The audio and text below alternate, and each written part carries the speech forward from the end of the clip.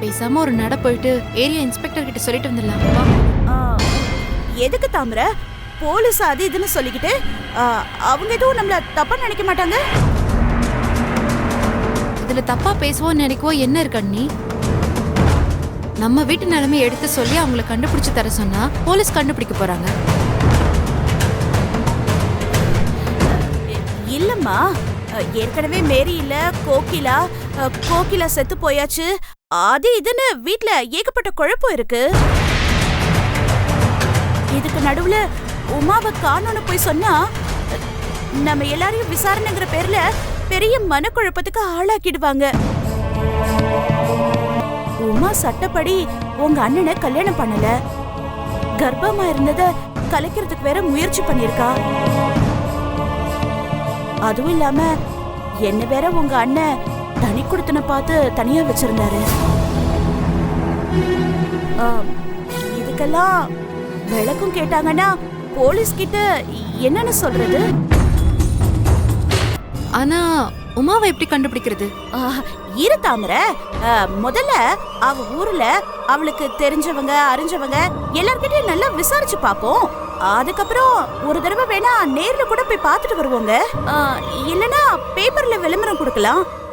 அதுக்கப்புறமாவும் உமாவை பத்தி எந்த தகவலும் கிடைக்கலனா அதுக்கப்புறமா போலீஸ்க்கு போறத பத்தி யோசிக்கலாங்க. சொல்றதே சரி.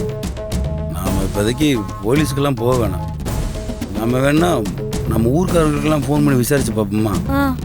ஐஸ்வர்யம் பெருகணும்னு சாமி கிட்ட வேண்டிக்கிட்டு விளக்கேத்துமா.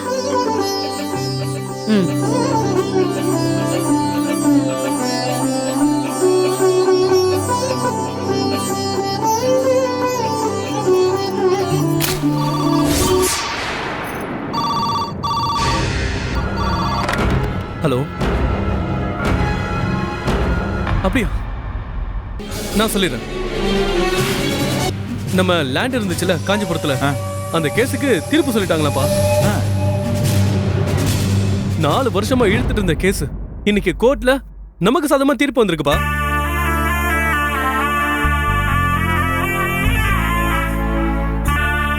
எப்படி பாத்தீங்களா பாரதி வந்த டைம் சூப்பரா இருக்கு.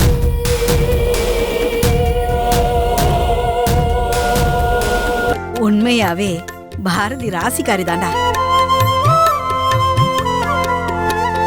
என் பொண்ணு இருக்கிற இடம் எப்பவும் சந்தோஷமா இருக்கும். அதுல எந்த மாற்றமும் இல்லை. இந்தாங்க 2 பேரும் முதல்ல பால் பழம் சாப்பிடுங்க. மா, என்னம்மா டம்ளர்ல குடுக்குறீங்க? ஏதோ ஃபலோடா டைப்ல பெரிய ஜூஸ் பாட்டில குடுப்பீங்கன்னு பார்த்தா. டேய், கல்யாணம் ஆயிடுச்சேன்னு பாக்குறேன், இல்லனா என்கிட்ட அடி வாங்கிடுவேன். பிரியா, நீ நலங்கு வச்சு பால் பழம் கொடுமா.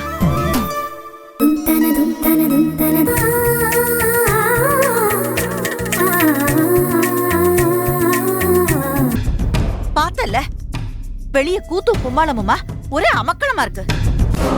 என்னென்னமோ நினைச்சு வந்தோம். இப்போ ரோட்ல போறவெல்லாம் எஜமானியம்மா ஆயிட்டா. இலை போட்டு சாப்பிட வக்கு இல்லாதவ இன்னைக்கு இளவரசி ஆயிட்டா. மா, முதல்ல இந்த பழமொழி சொல்றது போல பறந்து எல்லாத்தையும் நிறுத்து. வாயிலே வடை சுடுறதை விட்டுட்டு முதல்ல அவளை துரத்துறதுக்கு ஏதாவது யோசனை பண்ணு. சீக்கிரமா சாப்பிட்டு ஸ்கூலுக்கு கிளம்புவீங்களா? இந்தாங்க. உம்மா வேணும். இந்த வீட்ல தானே உம்மா இருந்தாங்க. அவங்க எங்க?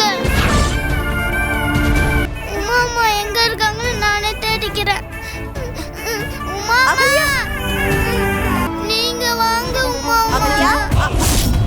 உம்மா எங்க இருக்கீங்க? கோகிலா. என்னங்க? அகலியா, என்ன கோகிலா, ஏன் பாப்பா அழுதுட்டு இருக்கு? சாப்பிட மாட்டேன்னு அடம் பிடிக்கிறாங்க. உமாமா எங்கன்னு கேக்குறா. உமாமா இந்த வீட்ல தானே இருந்தாங்க, திடீர்னு எங்க போயிட்டாங்க? நானே அவங்கள தேடுறேன்னு சொல்லிட்டு இங்க வந்து நிக்கிறாங்க. அகலியா, உமாமா எங்கப்பா?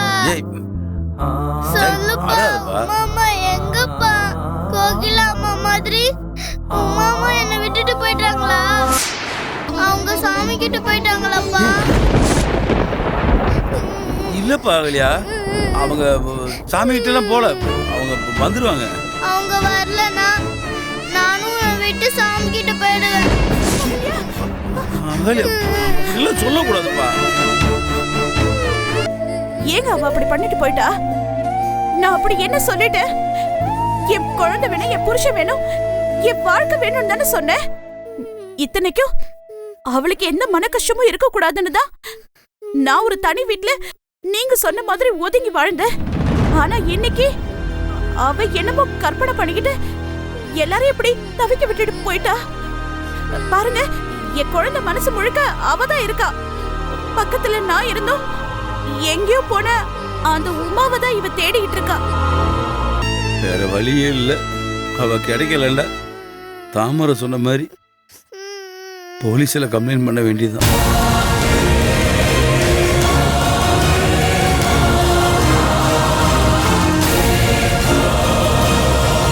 என்ன காரியம் செஞ்சுட்டு போயிருக்கான்னு பாரு.